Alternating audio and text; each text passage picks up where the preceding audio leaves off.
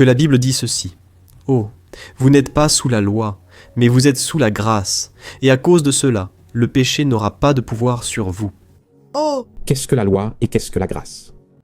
Tout chrétien, lorsqu'il naît de nouveau, reçoit le Saint-Esprit. La première épître de Jean affirme que celui né de Dieu ne pratique pas le péché. Alors pourquoi? En lui est née une semence divine, qui est le Saint-Esprit. Alors, il ne peut plus vivre dans la pratique du péché, parce qu'il n'y arrive plus. C'est pourquoi la sanctification est le processus que Dieu commence dans la vie d'une personne. Que se passe-t-il? Le voleur ne vole plus, le menteur ne ment plus. Bien sûr, à un moment, elle mentira, cela peut arriver. Il est impossible de ne jamais pécher. Mais maintenant, le péché ne nous sépare plus de Dieu, parce que Jésus a offert le sacrifice complet sur la croix. Mais que se passe-t-il?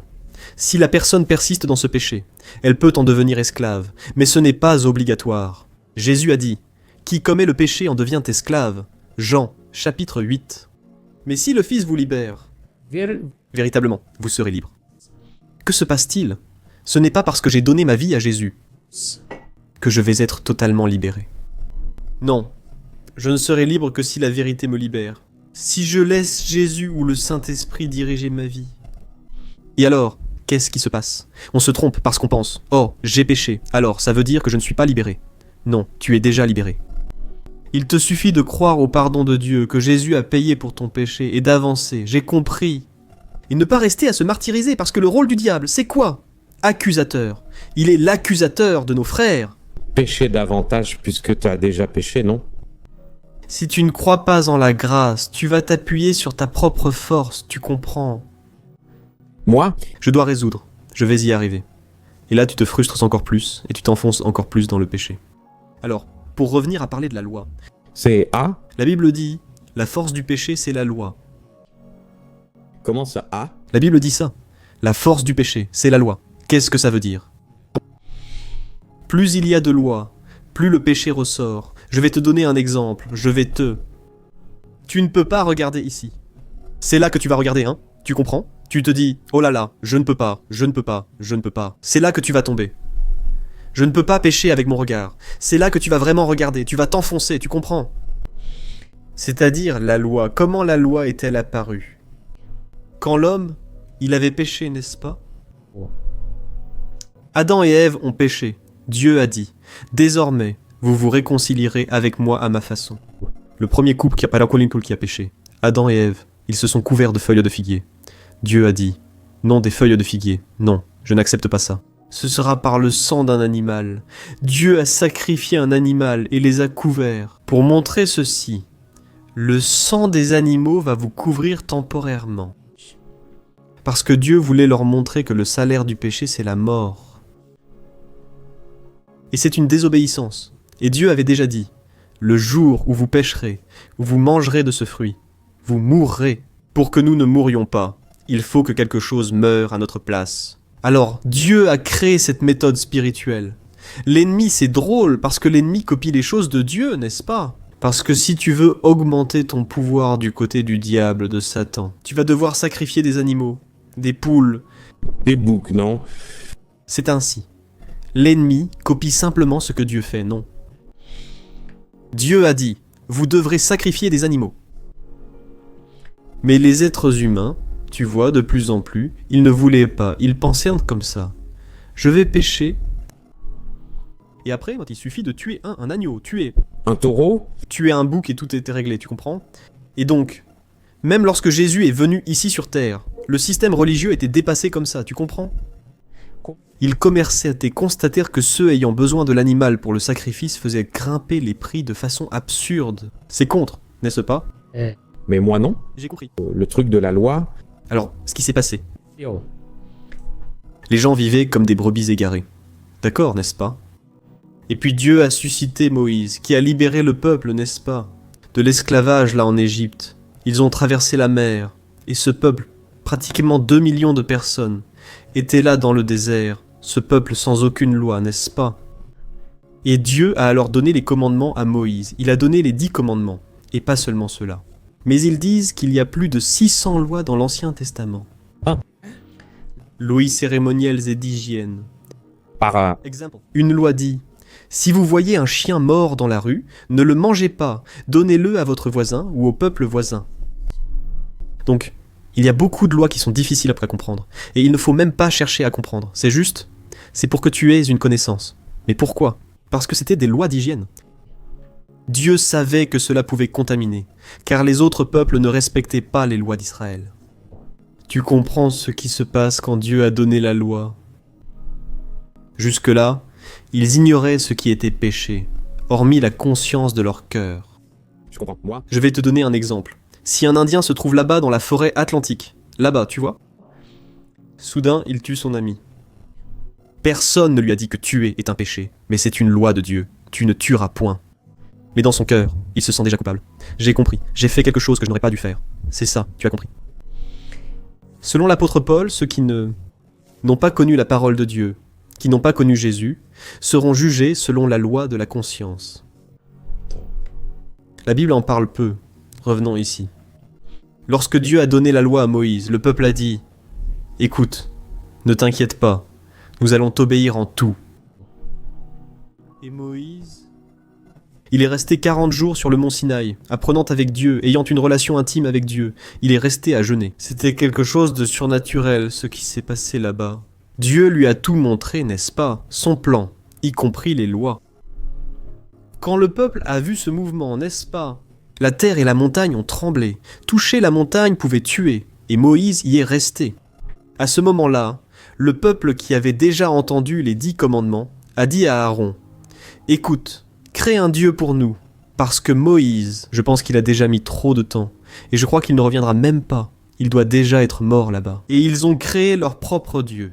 En résumé, cela montre que tu peux vouloir vaincre le péché ou obéir, mais moi non. Mais toi, Tu n'y arrives pas. Pourquoi? Le but de la loi est de montrer que tu n'es rien sans Dieu, de montrer que sans la grâce, sans la miséricorde de Dieu, tu seras consumé. Et c'est pour cela que Paul dit: ceux qui veulent être justifiés par la loi. C'est de la folie, c'est vouloir être condamné. Parce que si tu échoues dans un seul point, c'est fini. c'est fini. Tu as compris, hein? Toi, Tu as compris, donc la loi c'est ça. expliquez d'abord la loi puis la grâce, c'est ça. C'est la loi. La Bible dit: la loi est venue par Moïse, la grâce est venue par Jésus. Quoi? Nous sommes dans une nouvelle alliance maintenant. C'est Jésus, ça change tout. Même Jésus était... La loi restait la loi, même lorsque Jésus était sur terre. Ah d'accord. C'était la loi jusqu'à sa mort et De la résurrection. la résurrection initiée par la grâce. Ah. La loi, elle est venue pour révéler le péché en toi. Eh bien maintenant, je sais que je suis un pécheur, parce que la Bible dit que je le suis. Jusqu'alors, je n'en avais pas connaissance. Non, Tu ne tueras point. Não. tu ne voleras point, n'est-ce pas? Aime ton prochain et... E coisas que a gente sabe que é correto, mas a gente On transgresse toujours la loi. On échoue toujours à la respecter, tu comprends? Donc, son but est ça que tu arrives à cette conclusion. J'ai besoin d'un sauveur, mec. J'ai besoin que Dieu me sauve. Parce que moi, tout seul, je n'y arrive pas. Je vais te donner un exemple dans le Nouveau Testament. Une fois, Jésus était avec les petits-enfants. Il les a pris dans ses bras et il les traitait très bien, n'est-ce pas, mec? Jésus a prêté attention aux femmes, aux enfants. Et les disciples ont dit: Jésus, laisse ces enfants de côté, n'est-ce pas? Concentre-toi sur ton enseignement. Il a dit: ne les empêchez pas, les petits-enfants, car le royaume de Dieu est à eux. Au même moment, un jeune homme très riche est venu. Il était un érudit des choses religieuses. Tout montre qu'il était érudit, ayant étudié avec les religieux, pharisiens et rabbins. Et il est arrivé, et s'est prosterné devant Jésus, et a dit: Bon maître, que dois-je faire pour être sauvé? Il a certainement vu en Jésus un religieux différent, plein d'amour, parce que les autres, qui étaient tournés uniquement vers la loi, s'étaient interdit ceci, interdit cela, l'autre, plein de règles. Ces hommes grincheux jugeaient sans cesse les autres, se croyant propriétaires du ciel. Parce qu'ils sont descendants d'Abraham, Jésus a dit: vous pensez que simplement parce que vous croyez être descendants d'Abraham, vous allez hériter du royaume de Dieu. Ce n'est pas comme ça, non. Les prostituées, les collecteurs d'impôts, passent devant vous. Vous êtes les portiers du ciel en réalité. Vous n'entrerez pas, et vous n'autorisez pas les autres à entrer. Alors, quand tu vois Jésus en colère, c'est contre. Cette race, tu comprends? Et C'est drôle, non, d'essayer d'imaginer Jésus qui est Jésus en colère, n'est-ce pas? C'est fou. qu'il était sous forme humaine? Aussi, si, non? La Bible dit dans Isaïe que Jésus, sa bouche était comme une épée tranchante. D'ailleurs, je ne me souviens plus de quel chapitre d'Isaïe il s'agit, mais il est dit que même lui s'est souvent senti frustré. Qui est Jésus? Ah oui, pourquoi? Pour avoir prononcé certaines choses. Je ne voyais souvent pas de résultats. Ah, oui, oui. Dans sa terre, il n'a pas accompli de miracle. Les pharisiens, ils voulaient qu'il se convertisse vraiment. Non. Il ne se convertissait pas. Mec, part. Contre, ils ont livré. Lui alors. Et il n'était pas. Ce n'était pas Dieu, convertis-toi. Et le gars ne... C'était pas par la persuasion, n'est-ce pas? Exactement. Gente, Un jeune homme demande à Jésus, « Bon maître, que dois-je faire pour être sauvé ?» Jésus répond, « Seul Dieu est bon. » Jésus voulait déjà lui enlever cette idée de la tête. Il pensait, « Il y a des gens bons, j'essaie d'être bon. » Jésus voulait lui ôter cette idée. Ne cherche pas à être bon, marche avec Jésus, c'est lui qui te rendra bon. Si aujourd'hui j'aide les gens, et que j'ai cette motivation tous les jours, c'est parce que Jésus m'a rendu capable de le faire. Il met cet amour en moi, tu sais, parce que sinon je serais égoïste. C'est naturel chez tout humain. Que s'est-il passé? Et Jésus a dit comme ça, « Écoute, seul Dieu est bon. » Puis Jésus a dit, « Tu veux savoir comment hériter du salut? Obéis à mes commandements. » À ce moment-là, il a dit, « Grâce à Dieu, n'est-ce pas? » Il a pensé, n'est-ce pas? Et il a dit, « Jésus, depuis mon adolescence, je respecte les commandements. » Et Jésus a dit, « Regarde comme c'est bien, mon gars. Il ne te manque qu'une chose. Vends ce que tu as et donne-le aux pauvres, et tu auras un trésor dans le ciel. » Minchi. La Bible dit qu'à ce moment, il a quitté Jésus, très attristé, car il avait beaucoup de biens. Quand les disciples ont vu ça, ils ont été choqués. Parce qu'ils se disent, « Regardez, ce gars a suivi fidèlement les commandements. » Jésus leur dit, « Il est plus facile à un chameau de passer par le trou d'une aiguille qu'à un riche d'entrer dans le royaume de Dieu. » Pierre a demandé, « Jésus, qui peut alors être sauvé ?» Il a dit, « Pour l'homme, c'est impossible, mais tout est possible pour Dieu. » Jésus était déjà en train de parler, de prophétiser à propos de lui-même. Il allait rendre cela possible. Alors, que se passe-t-il? Où est-ce qu'il s'est trompé? Si le gars... Suivez fidèlement. Il n'a pas aimé Dieu avant tout, car Jésus a dit « Tu aimes Dieu ou l'argent. Tu ne peux pas servir deux maîtres, car tu vas haïr l'un et aimer l'autre, ou inversement. » Autrement dit, c'était un gars qui suivait fidèlement. C'est sûr, il était très poli, une bonne personne. Il ne jugeait personne, il ne traitait personne mal, très affectueux, tout ça. Mais il n'aimait pas Dieu par-dessus tout, il aimait l'argent. Jésus dit « Il ne te manque qu'une chose, tu as presque réussi. » Et qu'est-ce qu'il y a aujourd'hui? Des gens veulent frapper à la porte, veulent entrer, et Jésus a dit « Peu vont entrer, parce que la majorité se trompe, mec. » La cible, tu as compris. Et qu'est-ce qui se passe? La loi, elle révèle ton péché. Tu reçois notre loi. Donc ça veut dire que c'est ça? C'est pourquoi, lors de l'évangélisation, il est conseillé de commencer par parler de la loi. Pour que la personne pense « Ah, donc ça veut dire que je n'y arrive pas, hein? Je n'arrive pas à me sauver. » Exactement. Grâce à Dieu, parce que maintenant Jésus, lui, il peut le faire pour toi, tu as compris? De nos jours, on veut vivre un évangile tellement léger qu'on dit « Non, Jésus t'aime, mec. T'inquiète, Dieu te pardonne. » On ne parle pas de l'action de Jésus sur la croix. Ce qu'il a fait n'a pas été bon marché, tu comprends? Pour que tu te rendes compte. Tout péché engendre la mort. Et chaque année, le prêtre devait aller là-bas pour sacrifier des animaux, et c'était fatigant, c'était épuisant. Quand Jésus est venu, Jean-Baptiste a dit « Voici l'agneau de Dieu qui est venu ôter le péché du monde. » Il n'est plus nécessaire de sacrifier des animaux. Plus jamais. Il n'y a plus de sacrifice qui puisse être fait.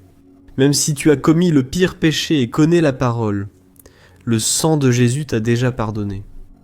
Tu n'as même plus besoin de te lamenter. Pourquoi? Il suffit de t'approprier cela. Je suis pardonné. Remercie ce qu'il a fait pour toi, c'est différent. Même quand tu demandes pardon, c'est avec la conscience que tu es déjà pardonné. Parce que... La Bible dit dans Hébreux qu'il a perfectionné pour toujours, par son sacrifice, l'œuvre de Dieu dans notre vie. Nous sommes donc en processus de sanctification. Mais nous sommes déjà sauvés, nous sommes déjà pardonnés, bénis. Nous avons déjà le meilleur de Dieu, tu comprends? Le meilleur de Dieu est déjà venu, tu comprends? Et alors, qu'est-ce qui se passe aujourd'hui? Tu vois quoi dans les églises? Des personnes déprimées, qui ont peur d'être punies, qui ne pensent jamais pouvoir entrer dans la présence de Dieu comme ça, avec confiance. Alors que la Bible dit que maintenant, nous pouvons entrer avec confiance dans le Saint des Saints, qui était autrefois un accès réservé uniquement aux prêtres. Et Hapeyon Et celui qui ne pouvait être touchait. touché, c'est ça. Maintenant, n'importe qui. On prie pour que la personne reçoive Jésus. J'évite le terme « accepter Jésus », qui semble trop lui rendre service. Jésus, je te rends service.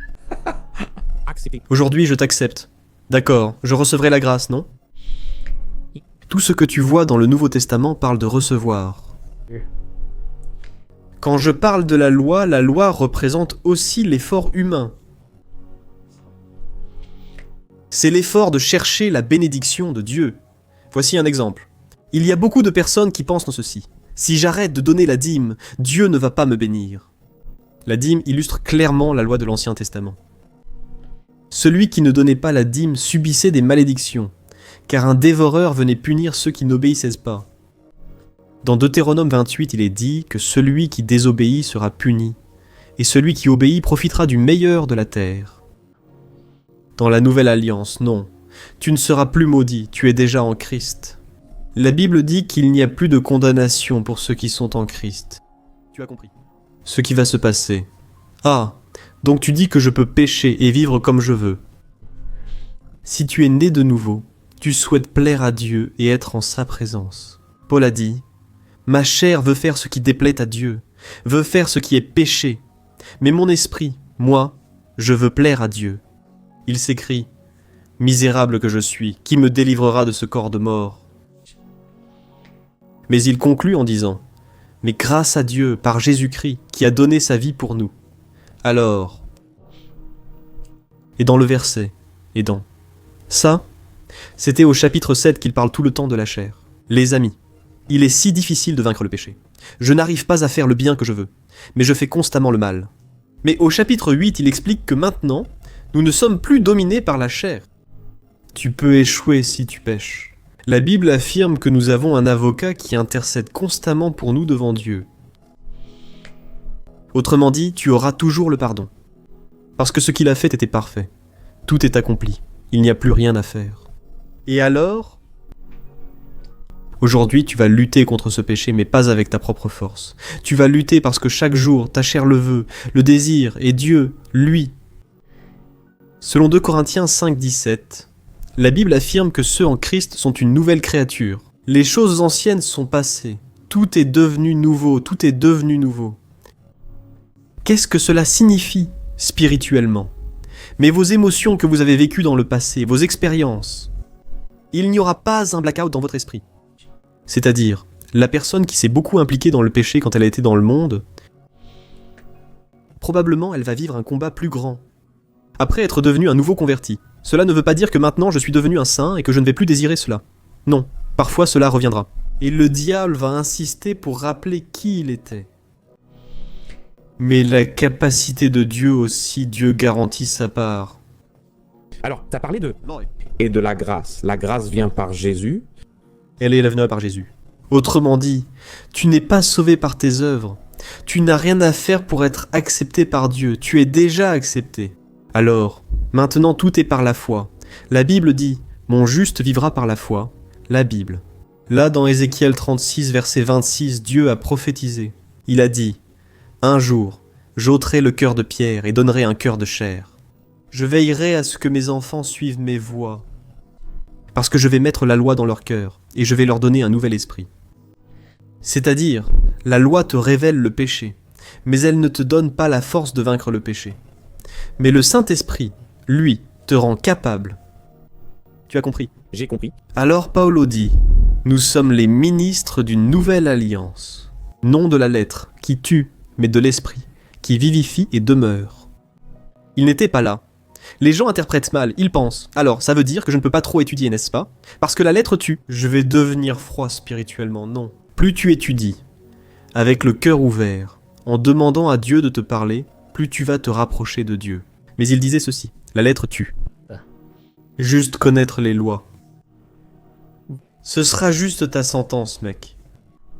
Quand Jésus, voici un exemple. Quand Jésus est venu et qu'il a apporté le sermon sur la montagne, il est monté là-bas, dans le sermon sur la montagne, Matthieu chapitre 5, 6 et 7. Et il dit, écoutez, si quelqu'un, autrefois vous avez entendu dire, n'est-ce pas, œil pour œil, dent pour dent, maintenant, si quelqu'un te fait du mal, pardonne à cette personne, prie pour ceux qui te persécutent, bénis-les. Quand quelqu'un parle mal de toi, parle bien de cette personne, bénis ceux qui te maudissent, bénis-les. En fait, si la personne n'arrive pas avec cette vision dont je te parle, elle est en train de lire sa propre sentence de mort, mec. Parce que personne ne peut vivre ça. Ah oui, lui. Il a dit « Soyez parfaits, comme votre Père est parfait. Soyez miséricordieux, c'est-à-dire soyez miséricordieux, tout comme Dieu a de la miséricorde pour vous. » Si tu lis seulement cela, sans comprendre ce que Jésus a fait pour toi, tu vas trouver ça beau, tu vas vouloir suivre. Tu n'y arriveras pas. Beaucoup ne pardonnent pas car ils essaient encore à leur façon. La personne a besoin du Saint-Esprit. Quand Jésus est mort, n'est-ce pas? Ce n'est pas facile, ça. Pardonner et faire d'autres choses Sans la grâce, mec. J'ai compris. Alors, la Bible dit que la grâce nous enseigne à mener une vie pieuse, sainte et juste devant Dieu. Elle nous rend capables. C'est pourquoi aujourd'hui, je regarde ma vie et me dis « Waouh! Vois ce qu'a été la grâce dans ma vie. Aujourd'hui, je suis devenu quelqu'un que je n'aurais jamais pu être seul.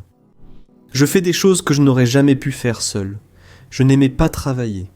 Je me lève à 5 heures, allume mon ordinateur et veux déjà enregistrer un message pour bénir les autres. Je fais tout, non? Le processus. Sur YouTube, je fais les couvertures. Ah oui, je fais tout, je fais le titre, je ne fais plus le montage. Avant, je montais, maintenant, il y a un monsieur qui m'aide. Je fais des choses que je n'aurais jamais pu. J'arrive à accomplir la volonté de Dieu, je vis l'appel qu'il a pour moi, mais si ça ne dépendait que de moi, je n'y arriverais jamais. Tu as compris? Alors je prie simplement et je demande à Dieu. Il y a des jours où je pense que je vais y arriver, et Dieu me rend capable. Tu as compris? J'ai compris. Maintenant, si je veux suivre cet appel tout seul, à mes risques et périls, je vais échouer, je n'y arriverai pas. Plus j'y pense, plus je me dis que je dois donner un bon témoignage et éviter tout scandale, tu comprends? Alors celui qui veut s'appuyer sur la loi mourra, parce que Jésus a dit « Si vous ne croyez pas que je suis l'envoyé de Dieu, vous mourrez dans vos péchés. » Vous pouvez être la meilleure personne du monde. Si vous avez péché une seule fois, il n'y a déjà plus de salut. Mais en même temps, le criminel sur la croix, C'est à la toute dernière seconde. il a mal agi. Oui. Qui garantit qu'après être descendu, s'il avait eu l'opportunité de descendre de la croix, qui garantit qu'il aurait réussi à changer de vie? Le fait qu'ils disent Jésus me fait croire que le Seigneur est envoyé de Dieu. Nous sommes ici sur la croix parce que nous avons payé. Nous payons pour ce que nous avons fait. Pas toi, tu n'as pas de péché. Et il a dit, souviens-toi de moi, quand tu entreras dans le royaume de Dieu, au paradis. Et il a dit, aujourd'hui même, tu seras avec moi. Alors Jésus montrait que n'importe qui peut être accepté par Dieu. C'est la bonne nouvelle. Parce que si ce n'était pas le cas, ce serait une mauvaise nouvelle. C'est... Ah, je dois faire quelque chose pour le mériter. Je suis déjà en enfer, plus de retour possible. J'ai revu récemment un ami d'enfance. Tu te rappelles, celui dont je t'ai parlé qui restait toujours sur la clôture? Oui, il attendait que tu viennes pour jouer. Oui, jouer. Et je lui ai parlé de Dieu. Il m'a dit comme ça. Juninho, je suis un grand pécheur, mec. Mec, je n'y arrive pas. Bon, excuse-moi, mais je n'y arrive pas, mec. Selon la loi, non, n'est-ce pas? Si tu n'as pas à réparer ta vie, à changer ta vie pour venir à Jésus, ne va pas vers Jésus, mec. Ensuite, il va changer ta vie. Tu comprends? Jésus a dit, sans moi, rien n'est possible. Il a dit, je suis la vraie vigne, mon père est le vigneron. Si vous êtes avec moi, vous porterez des fruits. Aller à l'église évangélique ne sert à rien dans la religion. Ce n'est pas ça qui va changer les choses. Là-bas, vous entendrez parler de Jésus. C'est à vous de le suivre, ou de suivre la religion. Tu as compris? Alors, sans lui, on n'y arrive pas, mec. C'est pour ça que la Bible dit, là dans Galates 5, qu'il y a les œuvres de la chair et les fruits de l'esprit. Pourquoi la Bible fait-elle la différence entre œuvres et fruits? Parce qu'une œuvre est quelque chose qui demande Des efforts, demande. des efforts. Cela vient de votre impulsion charnelle, humaine, terrestre. Les fruits, non. Les fruits sont quelque chose qui était produit naturellement. C'est pour ça que... Ah, le gaz était... Le gars était vraiment mal élevé. Il traitait super mal sa femme, et puis il s'est converti, mec. Est-ce que ce gars a vraiment eu une rencontre? Il est devenu une autre personne. Ouais. Ah, il voulait changer de vie, mais c'est Jésus qui agit en lui, tu vois. J'ai compris.